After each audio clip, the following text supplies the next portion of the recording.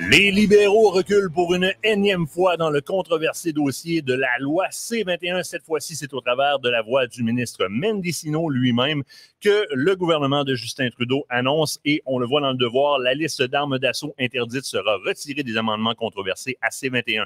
Est-ce qu'on jette la serviette? Eh bien, absolument pas. Il y a un changement de cap, il y a un changement de verbatim, mais la cible est toujours la même. Qu'est-ce qui se passe? Eh bien, on retire la réglementation au niveau de l'acquisition et on la transfère au niveau de l'approvisionnement, puisqu'on va redéfinir la définition qu'on connaissait déjà au niveau des armes semi-automatiques, mais pour les fabricants. Et ça, c'est annoncé depuis 2015 de la part de M. Trudeau.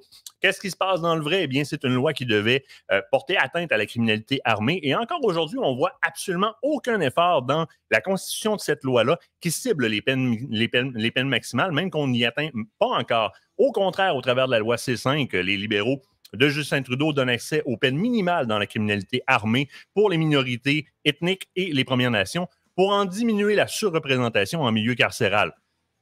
C'est à peu près ça, donc on en parle ce soir dans votre live Liberté, Honnêteté, votre bulletin francophone de la NFA. Ça et plus encore, on fait le tour. Qu'est-ce que ça change vraiment?